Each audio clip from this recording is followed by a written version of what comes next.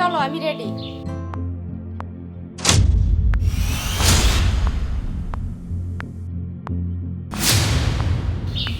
এই তুমি এগুলা কি ড্রেস পরছো? কি পরছি মানে এই যে শার্ট প্যান্ট পরছি। শার্ট প্যান্ট পরছি মানে এগুলো তো পুরুষের ড্রেস। পুরুষের ড্রেস? আহা শার্ট প্যান্ট পরছি তাই কি হয়েছে? তুমি এটা ভুলে যাও না যে এটা একটা হাজি বাড়ি। হাজি বাড়ির বউরা কখনো শার্ট প্যান্ট পরে রাস্তায় বেরোতে পারে না। দেখো তুমি কিন্তু রীতিমতো আমার স্বাধীনতাকে হস্তক্ষেপ করতেছো, বুঝছো?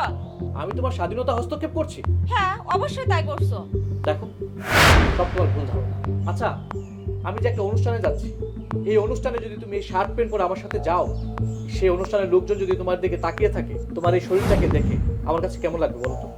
আচ্ছা আমি এমন কি ড্রেস পরছি যার কারণে তোমার খারাপ লাগতেছে বলো তো আমারে? অবশ্যই তুমি একটা খারাপ ড্রেস পরেছো। শার্ট প্যান্ট এটা কোনো নারীদের পোশাক নয়, এটা পুরুষদের পোশাক।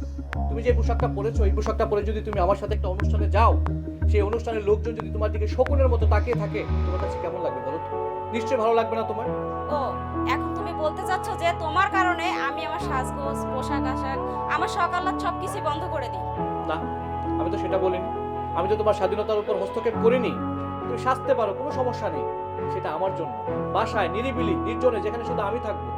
তুমি বাইরে এভাবে সেজে গুজে শার্ট প্যান্ট পরে মানুষকে তোমার দেহটাকে দেখাতে পারো না, এটা ইসলামের সম্পূর্ণ নিষেধ। শোনো, তোমাকে একটা কথা বলি। হ্যাঁ বলো। ইসলাম কখনোই নারীদেরকে এভাবে বেপরদা হয়ে চলাফেরার অনুমতি দেয় না। আর তুমি যে ড্রেসটা পরেছো, এই ড্রেসটা পরে কখনো তুমি আমার সাথে বাইরে যেতে পারো।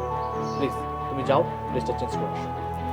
আসলে আমাকে ছোট থেকে কেউ এরকম ইসলামিক ধ্যান ধারণাগুলো দেয়নি, আর আমি ছোট থেকে এগুলো কখনো পাইনি, যার কারণে আমি সব সময় এগুলাই পড়ছি। ইসলাম যে একটা শান্তি, এটা তুমি যেহেতু আমাকে বলছো আমি বুঝতে পারছি। তুমি একটু দাঁড়াও, আমি এখনই চেঞ্জ করে আসছি। ঠিক আছে, যাচ্ছি।